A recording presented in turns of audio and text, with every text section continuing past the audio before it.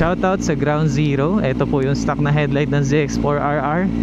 Ito naman yung high beam nun. At ito yung MDL nila. At ito yung high beam ng MDL. Yun no. Wow, mas kitang kita ko na yung mga lubak. Grabe, hindi sila makapaniwala na 4R yun.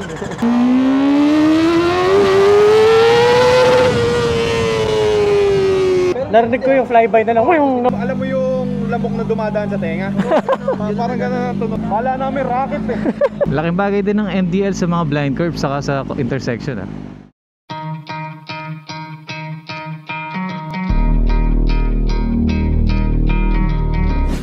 What's up and good evening. Gusto lang ipa-test ride ni Boss Marvin itong MTL na gawa ng Ground Zero na nakakabit dito sa ZX4RR niya. Tara, ikot natin saglit doon sa parting madilim sa highway. Tingnan natin kung gaano kaliwanag compare sa stock. So, shoutout kay Boss Marvin.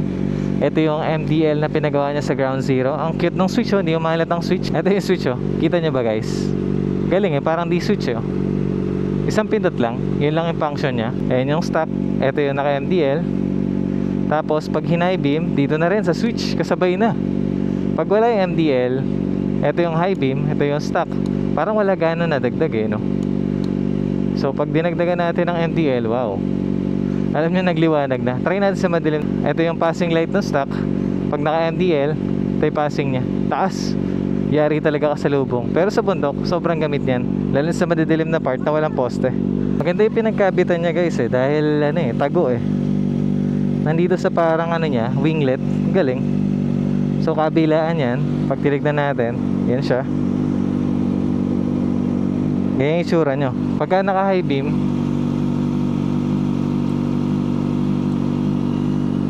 doon na rin umiilaw. Galing. Kasama na rin yung high beam ng stock na headlight.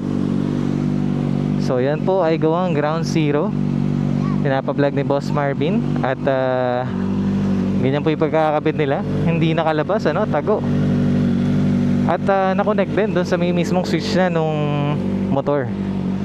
Not sure lang ipabovoid yung warranty pag brand new yung motor, dahil pinasok na siya sa wiring nung mismong motor at hindi na naka-separate switch. 400, premium 95.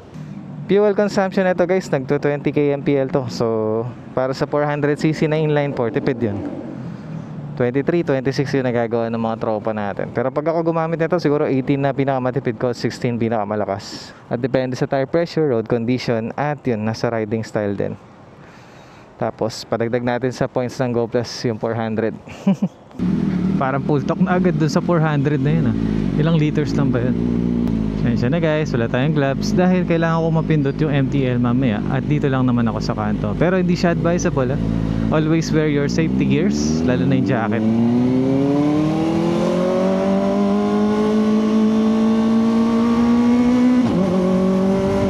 Hindi maganda ipasok ng quick shifter pagka hindi sagad yung RPM. Stuck tayo ngayon, mamaya i-MDL natin.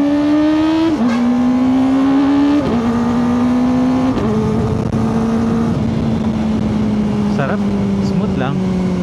Medyo wala na ako nararamdamang torque kay ZX4RR dahil sa mga nagamit nating bikes. So inikot natin siya ng stock, tapos i-high beam din natin ng stock. Maganda sana sa madilim talaga eh. Nako, risk natin dito. Pasok tayo dito sa madilim. Yari na lang talaga tayo dito pagka nagkamali tayo. Ayan, para matest lang natin ilaw. So yan yung stock. Ito yung high beam nung stock. Pag nag-MDL tayo, ito yan. Wow, laki ng difference. Tapos yung MDL natin na high beam, oh, pati yung ano, pati yung poste sa gilid may ilawan na. Try natin ulit sa mas madilim. Okay, meron tayo ng spot na madilim. Buos, ba't ka nagliblib? Ayan, medyo madilim oh. Okay, stop. Ay, may tao. Baka akalain niilawanan sila. Wait, are we still recording? Yun, okay. Ito yung stock headlight. May tao ulit. Cut mo na.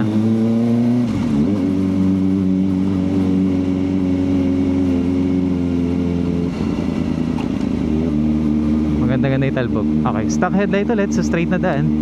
Ito yung stock na high beam. Ito yung ating MDL. Tapos ito yung high beam ng MDL.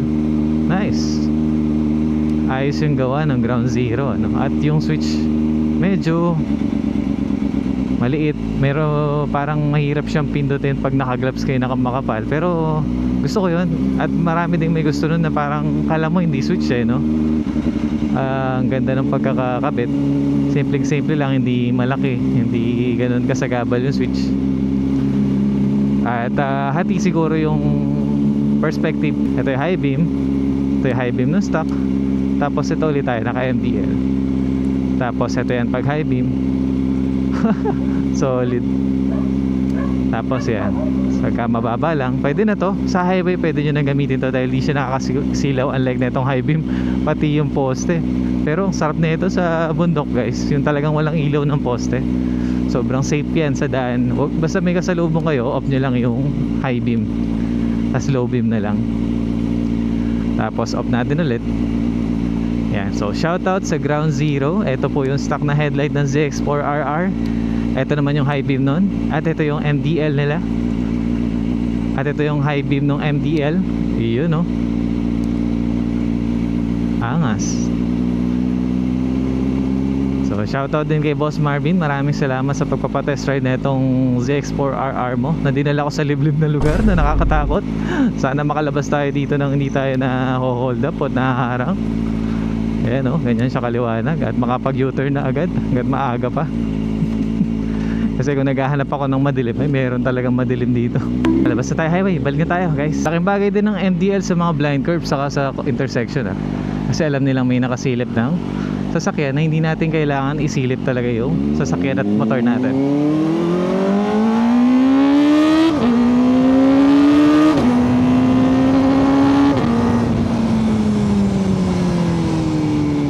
Isang high beam nga tayo dito.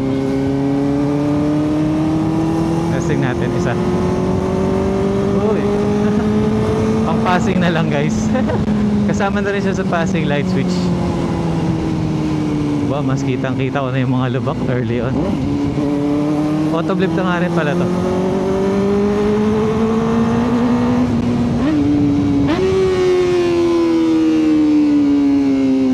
Sarap.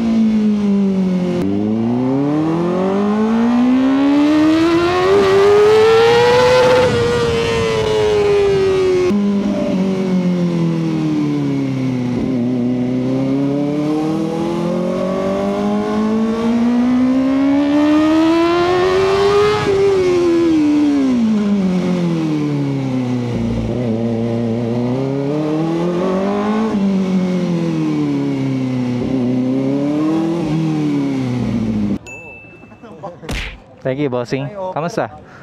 Kamusta yung tunog? Okay lang. Okay lang yung ingay. Sabi ko, ano ba yun? Tuling ka ako gabi. Natakot siya. Ba't ang tigas ng shifter niya? Sobrang lapit, naka-engage na yung clutch. Ayaw mag-neutral, ang tigas, naka-engage pa rin yung clutch mo, lever. Hindi, adjust yan, ng mekaniko. Nag-on agad yung pan, no? Hindi ko alam kung kailan 102 yung per temperature kanina. Tsaka bubukas. Oo. May tanong-tanong ka, Agi. Sabi ko, tulin, ano yun? Ano ka doon? Ang gear ka nun? First gear. Kaya matulin.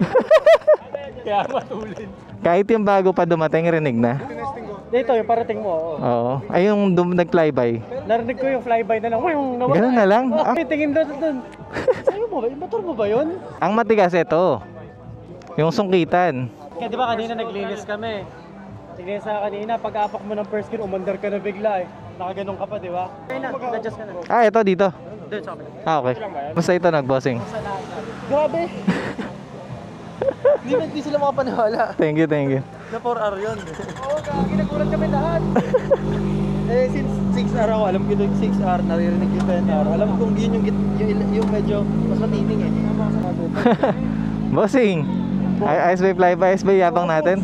Kala namin rocket eh. Linis. Hindi mo siya maingay boss, para lang yung ano, alam mo yung lamok na dumadaan sa tenga? Parang gano'n ang tunog. Ayos ba, bossing? Narinig ko ba? Oo, nakakagulat, parang may dumaan na ano. First gear lang yun. First gear lang. Ano, napakabilis. Dito ba yan? First gear. First gear? First gear, pumunit pa. Sana nagustuhan nyo po yung example natin doon sa Ground Zero MDL, kung paano nilagay yung switch at kung paano nila pinesto yung ilaw. At sa isang valve, nandun na yung high beam at yung standard na ilaw ng MDL. At napag-compare po natin sa stock na ilaw ng ZX4RR at ng high beam nito. Gamitin po ng tama ang MDL. Yes, it's for our safety pag bumabiyahe sa mga bulubunduking lugar na walang poste sa gabi. Pero pag may kasalubong po tayo, make sure na mag-slow down para pwede tayong magbaba ng MDL. At least yung high beam ibaba natin kahit na i-retain natin naka-on ng ganito. 'Di ba? Safety sa atin, and hopefully maging safety rin sa mga kasalubong sa daan. Maraming salamat sa panonood ng quick vlog natin about sa MDL na to, at maraming salamat Boss Marvin. Shoutout ulit sa Ground Zero MDL. See you on the next vlog.